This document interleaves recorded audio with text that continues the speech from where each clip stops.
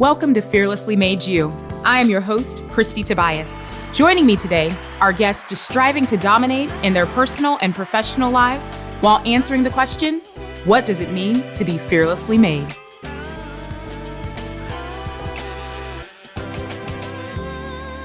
Welcome back to Fearlessly Made You. As always, I am so excited about our next guest on Fearlessly Made You. But before we get started, as a reminder, Fearlessly Made You is the spinoff of my book, Fearlessly Made You. It's about the journey that I've gone through with post-traumatic stress disorder, the conversations that we have around trauma and uncomfortable moments, and really not being afraid of fear, the fear of failure, the fear of the challenges we go through, but really owning our journey even through the fear. One of the other things that I love about owning our journey is I get to partner with so many amazing people like Dillard, who has wonderfully provided some amazing clothing, which is actually one of the cool things about today's episode. One of the cool things that I love and a lot of people don't really understand is fashion. And it's not so much, I just love to look cute. It's you express yourself in the way that you put together outfits and clothing, and you express yourself even more when you have someone that can help bring that out of you. Like our guest today, Emma Mendez. Emma is truly one of the people that I can just be myself with, which I'm myself on a regular basis. But Emma helps me kind of bring that out in a way that sometimes I get to kind of take a risk, when it comes to not just clothing, but just, the way I see myself. And that's what I love so much about Emma. And I know you guys will too. So I am going to stop talking and I am going to introduce y'all to Emma Mendez. Welcome to Fearlessly Made You. Oh my gosh, I'm so excited to be here. Thank you so much for asking me to be on your podcast. Girl, yes. And y'all can already tell, for those of you that are watching, if you are not watching, flip on the YouTube. Emma's phenomenally dressed because this is what she does. But Emma, I think one of the cool things is we were talking about, we just connected immediately. Oh, totally. I mean, it's so beautiful because we're able to just be each other's partners and support each other and love on each other. And I love that. But we're going to back it all the way up, Emma. So there's so much that I'm still learning about you. Yes. So I'd love to know, walk us through your journey. How did you get to be the Emma that you are today? Okay. So where it really started for me, loving fashion, loving clothes, when I was little, I always wore pink cowboy boots. I don't know what it was. Okay, ma'am. I wore them everywhere, literally to everything, and I wanted to wear a pink tutu with them. And it was this is not always appropriate for the place we're going, but I'm I don't care. I'm bringing the cowboy boots. I love it. And I got made fun of for it all the time. Really? Oh my gosh, people thought I was so weird. My obsession with pink was a little obnoxious, but it's fine. It's fine. We've grown. But I loved that it was so different. I never saw anyone else dressed like that, but I also hated how made fun of I got.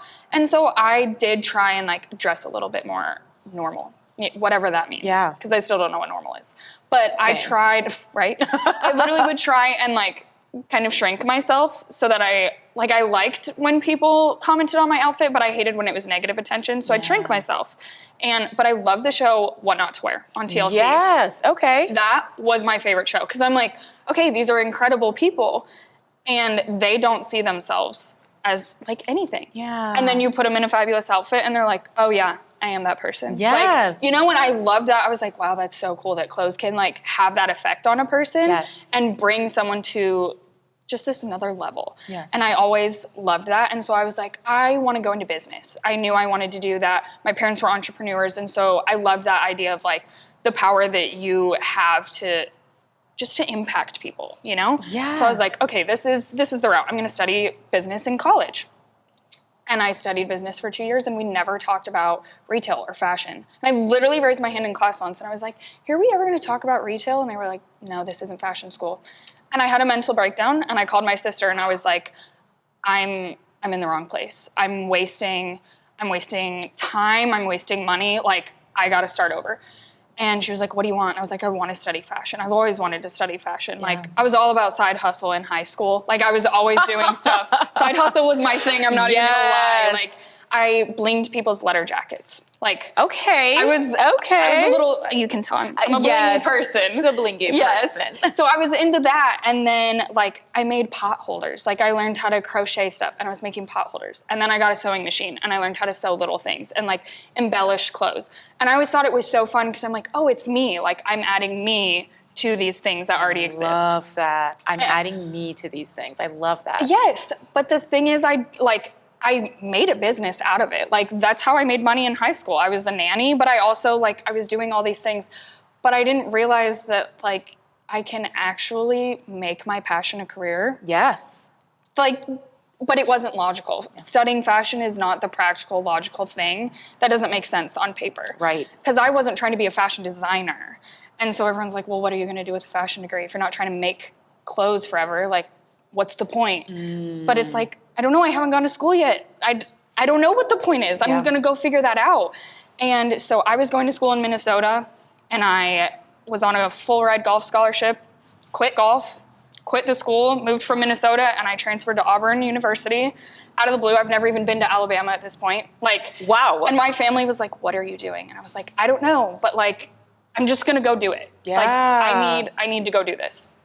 And so I started fashion school, and I loved it. It was like the coolest thing ever. I learned so much. And never has there been anyone made for fashion school than you. Like, let's be gosh. honest. It's so true. Thank you. I appreciate that. So I was so excited. I loved it. It was so much fun. And then I had to do an internship, and I interned for Dillard's. Okay. And it was so cool. And Dillard's is actually where I used to shop as a little kid. Like, the shoe sale. Bringing it back full circle. Literally, the shoes.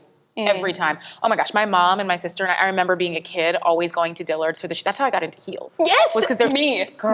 Same. Yes. Yes. Thank you, Dillard's, for the heels. Thank you. Seriously, the Gianni Beanie shoes. Let me tell you what, they've been my thing forever. Yes. But so it was so much fun that I was like, oh, this is so cool. Like, I shopped there as a kid. I'll intern for them, and I loved the internship. And then it brought me to Pensacola. I was able to transfer to the Pensacola store, and I was working in the handbag department, and I was like, okay, like, this isn't directly what I thought I'd be doing, but like, this is kind of fun. Like, purses are dope. And then I got to start like working with our vintage designer bags, and I was selling Louis Vuittons, and I like, it was a whole new realm of fashion that I'd never been a part of. But I honestly had this like imposter syndrome the whole time of like, I'm not doing anything that special. I'm just working in retail. I'm just a sales associate. I'm just selling purses to people who already need a purse. Like, and I just felt like I was supposed to be doing more than I was. And people are like, oh, you're incredible. And I'm like, no, I'm not. Like, I'm not doing anything special. But I wanted to do something special. Right. And so that's been like really difficult to try and grasp and grow from, because I'm 24 and I have this idea that like I need to have my life together yesterday. Right. Oh, you know? And graduating when COVID happened and like the world's all shut down, but I'm supposed to go find this lifelong career and just like catapult myself into adulthood and have my life together was terrifying. Yeah. And I didn't know what I was doing. And I've had these dreams. I wanted to be an entrepreneur. I wanted to own my own business and do this forever. But it's like, well, when is that practical? When does that make sense to do? Like, when is it okay to do that? Yeah. How much experience do I need to have before I'm allowed to do that? Like, it's like I was waiting for someone to tell me like, okay, you're allowed to do that now. It's okay. I give you permission. Right. Always looking for people's permission. But I'm realizing I don't need it. You absolutely do not. I need my own permission. And it's kind of scary to realize that, because I'm like, I don't want to disappoint people. People have these expectations of you, and I want to meet people's expectations. I don't like disappointing people, but I also don't like disappointing myself. That part. That part. Yeah. Yes. And I realized like no one else is living my life. I am. And if I'm not feeling fulfilled in what I'm doing, then like literally what is the point? Yeah. There's no point. Well, and as you say that, I think it goes back to something that I think so many, and I think especially women, battle with this imposter syndrome piece of it. Like, I think you hit the nail on the head, which is imposter syndrome really does wrap around what is other people's perception of what you're doing. And it does not matter. It's that whole, like, your opinion of me does not matter. And it's a hard thing, though, to consistently remember that. It really is. But so as you're thinking about that, too, because I know there's just so many exciting things going on in your life. Yeah. So you're battling the imposter syndrome. You're in this space where, you're starting to potentially do some more. I want to know, like, how you keep the imposter syndrome at bay, or how you're still kind of thinking about how you keep that imposter syndrome at bay. I think I do a lot of reflection on like, what have I already done? And, you know, looking like when I decided to switch to a fashion degree, I was like, well, you know, I was doing these little side hustles in high school. I've been sewing clothes and embellishing clothes for fun. Like, that makes sense why I want to study fashion. So it was like, okay, yeah, you're on the right track.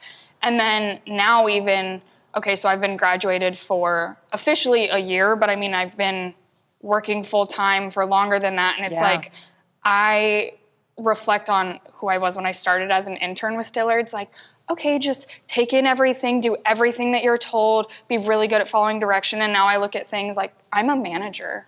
I've never been a manager before. I've been in retail since I was 15, and now I'm like, I manage a department, and this is so cool. Yes. And people look up to me. Which is almost 10 years of experience. Yeah. Like you can say that. Yeah, that's so weird. That's so weird. And I'm like, I'm 24 and I have 10 years of experience in something. Like, go me. Exactly. Like, that's so cool. Yes. And then I meet people like you. And I'm serious. Like, we have this instant connection, this instant, like, oh, we get each other. Yes. And having fun of, like, what you were talking about in the styling of the intimacy of styling clothes with somebody. Yes.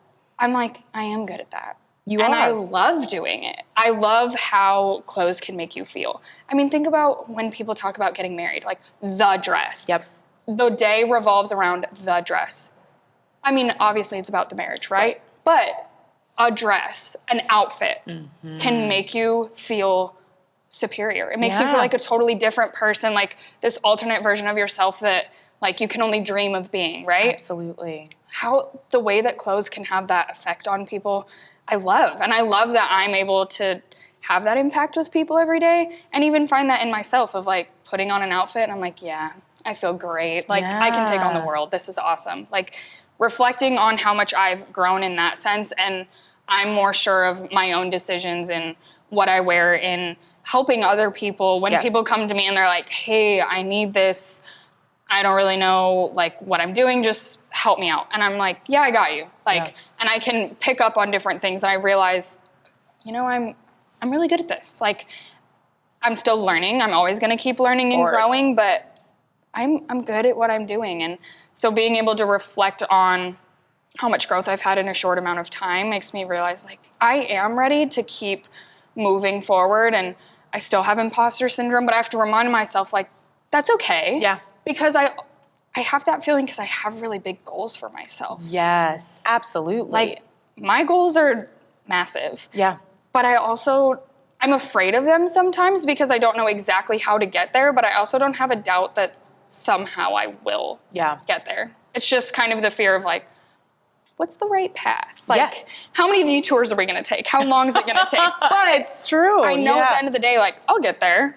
So what does that look like then? Like I'm thinking about your goals, some of the movement forward. So talk to us a little bit more about that. I mean, like you said, you've been in this industry, the retail industry, the fashion industry for almost 10 years. Yeah.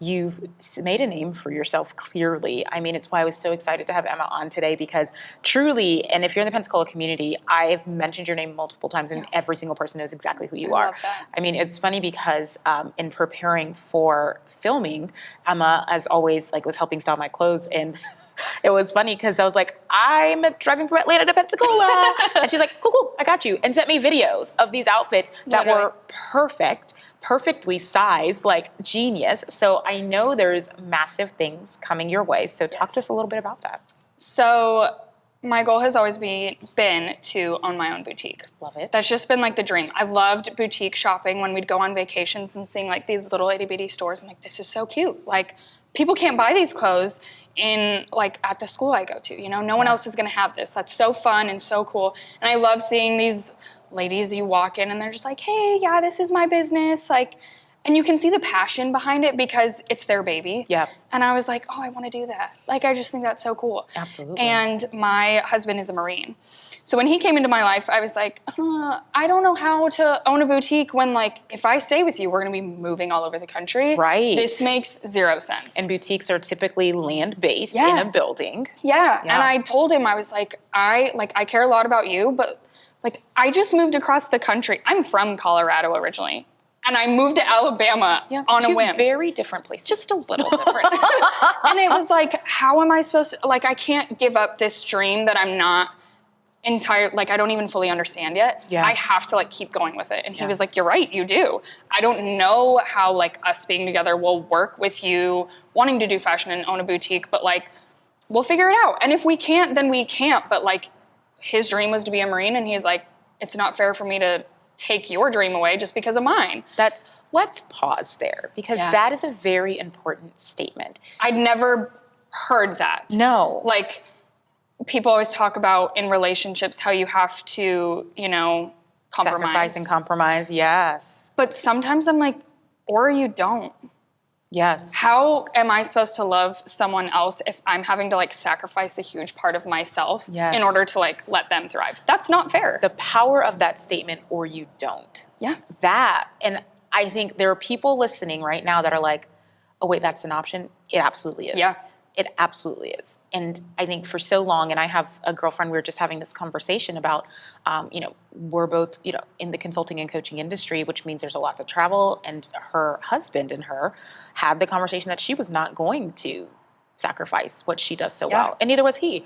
So you figure out what that path looks like, and you have someone that can support that path with you. Yeah. And I love that. I've virtually know your husband, but I need, he's going to be on the show. Right? Kiana, come on, you're come on in. Yeah. But I love that, or you don't. Yeah. So what does the or you don't look like now? So the or you don't looks like a boutique that I actually came up with the idea walking along Pensacola Beach. Yes. We were on spring break 4 days before COVID hit. No idea what was coming. And I was like, what if I just put a boutique on wheels? And he was like, what does that mean? And I was like, literally put it on wheels. Like, if we're going to move around the country with you being in the military, like, just take the clothes with us. Mm-hmm. Make a trailer. And so then I literally, like, I got back to school. COVID gave me a lot of downtime. And I wrote a business plan. And I was like, someday this is going to happen. And I, like, brainstormed names. I was like, okay, a lot of it, you know, it was inspired by this lifestyle with my husband. Like, the idea's been mine, but the concept of a mobile boutique revolved around this lifestyle of us. Yeah. And so the idea came, and the name Base-ics. The boutique is based wherever we're stationed. Yeah. But also, the term basic is so negative for women. Yes, it is. Oh, she's a basic girl. Your dress is so basic. Okay, but without a strong base, foundation, where do you go? I need that we're going to cheers to that, my friend. Let's cheers to that. Cheers. So I need us all to hear that, because I myself have been quite, not a lot, but I am definitely someone that has used the word basic in a negative way. Oh, same. But absolutely. That's a really good way to take back power from something that power was lost from. Yeah. I love that. So the base, I love that. You have to have the basics. Yes. You have to have a strong base. And in a closet, right? Yeah. Basics. Everyone, you need a plain pair of jeans. True. You need a plain t-shirt. And from that, you throw a fabulous blazer. Yes. You throw on some earrings. Yes. You put on the boots. A simple black dress becomes something a little sassy. Exactly. Yes. So you add on from there. Yes. And I just realized, I'm like, this word has, like, so much power behind it with the military. Yes. With fashion. And just with being female. Emma, oh my goodness. I love this so much. Thank you. Oh, that's so powerful. So talk to us about with this mobile boutique. So how it's coming to fruition, especially thinking about your journey now, the transitions that you and your husband go through with his, you know, lifestyle in the military. It means that you're moving. Like, talk to me a little more about that. So the idea, it's going to be primarily online. Okay. The big thing COVID, again, taught me, if you don't have an online presence in this world, like, when tragedy strikes and doors have to shut, like, where do you go? Yeah. And especially because I've always had a passion for small business, I watched, you know, my dad's a dentist. He had to close his doors, and it was like, I work for myself. You can't do dentistry on the computer. And I watched, like, the fear in my dad of, like, I've been a dentist for 32 years. now what? Oh, like, that gave me fear just thinking about that. Yes. Yeah. And I mean, I've always watched my dad be so strong and like support our family. Like, and then he was like, I don't know what I'm going to do. Like, I don't know how to come back from this. Yeah. And I realized I have to come up with something that will, unfortunately, the world we live in, like, tragedy strikes more than once. Yes. And you have to be prepared for things that you never thought you'd have to be prepared for. Yes. No one thought COVID was going to last as long as it did. And we're years later and people are still wearing masks. People are still talking about it. Social distance, it's still a thing. Yeah. And so I realized like that online presence is huge. And also the world of social media. Yes. It's not going anywhere. And even though like, yes, it is run our lives and sometimes it can be for the negative, but that's where the world's going. Yeah. And if you don't jump on board, you're going to get left behind. So I know that like that online presence is huge. And especially with the military community, moving all over, like having the connection through a phone is important. When he's deployed, FaceTime and the texts are going to be all I have. Right. And so I'm like, I want that to be a huge part of the community that I build within my boutique. Oh my gosh. I love it. Yes. And I love the idea of like pop-up events, like going to markets and seeing like these little booths of small business owners. I love that. And I want to be able to do that. And I've had the opportunity to even do that with Dillard's. It's been so fun when we do a pop-up shop at, you know, fundraisers and events. And it's so cool to literally bring a portion of the store to people in person and just be like, shop right where you are. Yes. It's so cool. Yeah. It's so much fun. So I want to be able to have that. But then the mobile aspect of having the trailer, it's like I can go around to those different markets and where we're stationed, I can have the boutique with us so that if the people that I have in Pensacola, even though I'm stationed in California, like they can still shop with me. Yep. And, you know, there's a piece of it that can go with us. And thinking really big, like, okay, way down the road, I could franchise this if I wanted to. Absolutely. I have no idea if that's actually the route that I'll go, but I'm like, it's an option. Just make another trailer. Yes. Just have multiple trailers and other military spouses that, you know, working as a military spouse isn't super common because how do you work when you're moving all the time? Yeah. You know, that's not realistic for a lot of people. And I was like, well, I want to work. Yes. Like and love again, it. like you said, you are amazing at what you do. I know I'm good at what I do. Yeah. And I realize like I can't quit doing it because I won't feel fulfilled in my life. Yes. And I know then I won't feel fulfilled in my marriage either because I'll feel like there's a piece of me missing. And I'm like, I had to marry the two, you know? I had to do them together and come up with how that would work. And that's where Base-ics came. So Emma, I think you're giving so much light and life to so many people. I always hate when people tell me like, oh, you're so mature for your age. Yeah. And I'm not going to tell you that. I think you have a wisdom that has brought you to this place in your life I think a lot of people are going to find value in and going to be inspired by.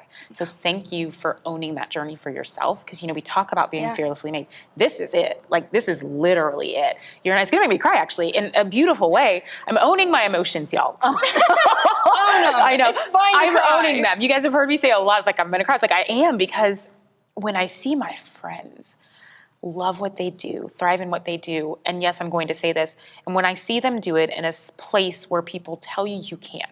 So in a society, you know, in the military society, when you're told you can't, you know, I've had another one of my girlfriends, Sydney, on pretty early on in the Fearlessly Made You journey, who's also a military wife. We met because she was my cycle instructor, and she's a fitness instructor, and that's what she does.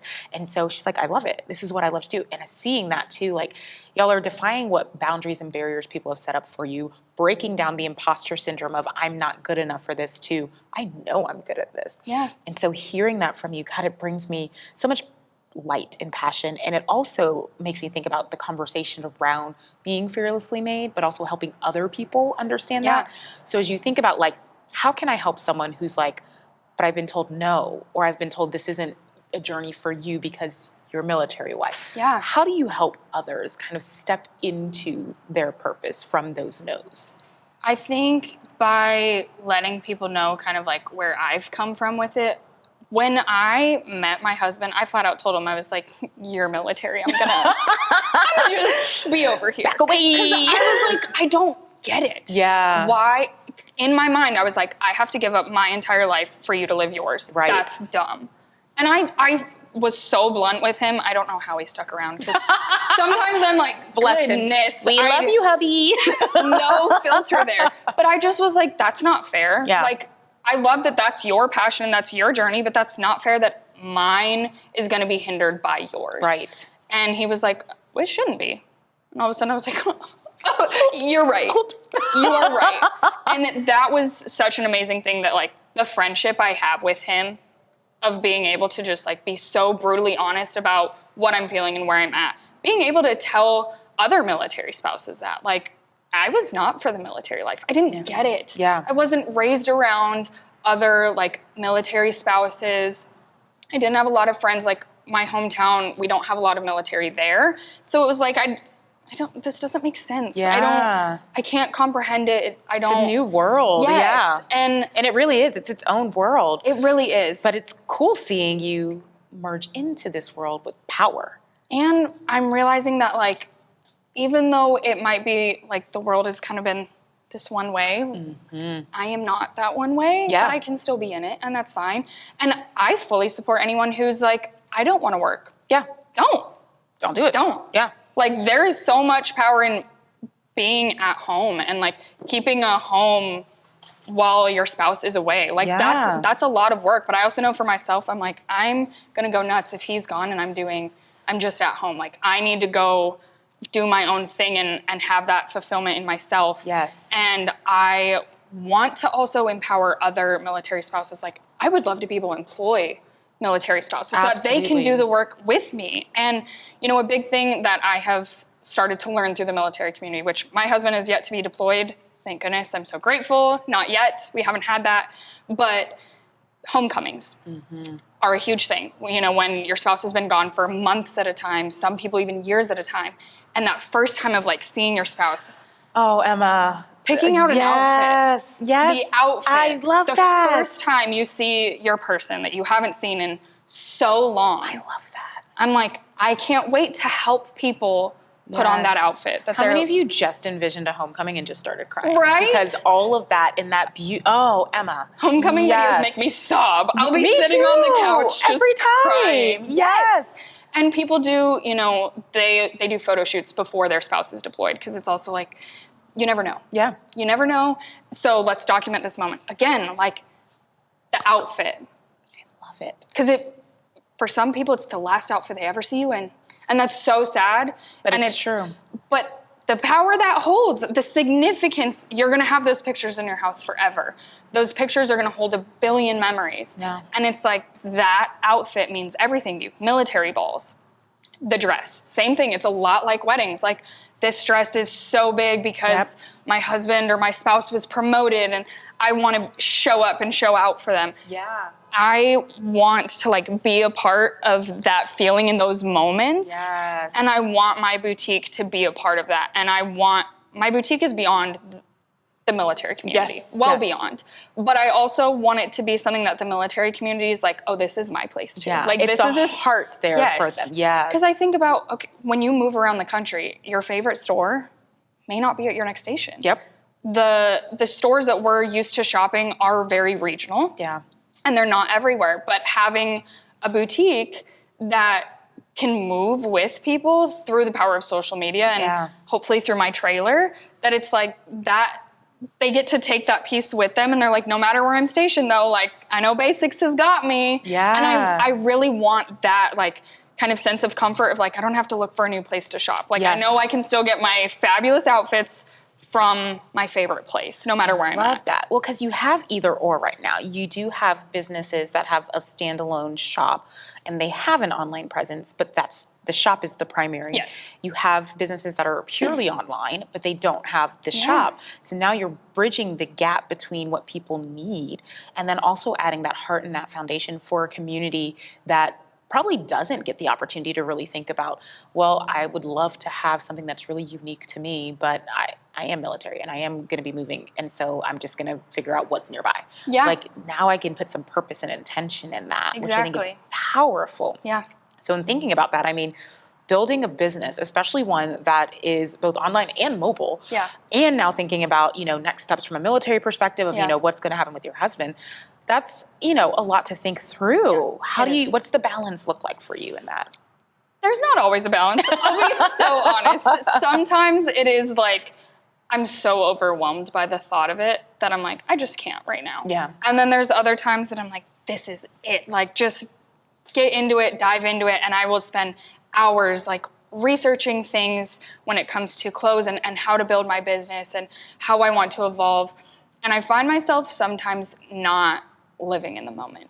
Oh, Which is so hard Yeah. because I'm so goal oriented and I'm so focused on like where I want to be. Yep. That sometimes it is really hard to appreciate where I am. Yes, absolutely. And my husband is very good about telling me like, you're doing great right now, right? And sometimes I'm like, I love him. yeah, same. I mean, he's so good. Please tell him if he has a twin that is exactly like, no, just kidding. Just kidding. We are not, anyways, different kind of show. different show. situation. But that's the other part too, kind of going back to exactly what you said of like, and this, I'm going to get a little cliche, a little punny, the foundation and the base. Yeah. Having that Yes. base. Yes. That's exactly it. He's been there since like the birth of the idea, which I know is so silly, but we were literally walking on the beach and I just looked at him and I was like, wheels. He's like, wheels? Why are we talking about wheels? But it got the wheels turning. Sorry, I had to. Y'all, we had to go full force. Had to do it. But it's so, he is my home base. I love that. He is, and he has helped me so much in appreciating the journey to getting the idea of my boutique to beyond an idea. Yes. And getting it to a full-blown business. And also acknowledging that, like, it's okay that it's not where I want it to be. Like, that'd kind of be lame if it already was. True. Like, now what? How do you grow from there? Yes. And finding the ability to appreciate where I'm at, but also acknowledging that I want more. Yeah. And sometimes I'm like, does that make me high maintenance? And he's like, it just means you're driven. Thank you for that. And Good Lord. I literally asked him, We just have hubby quotes. Yeah, like, right? That's just me. This entire episode is just hubby quotes. Like, it's wonderful. before we went on our first date, I asked him, I was like, what's your like big red flag? Like what you cannot do? And he was like, I don't do high maintenance. And I was like, oh no. Oh, this is so bad. He's gonna hate me.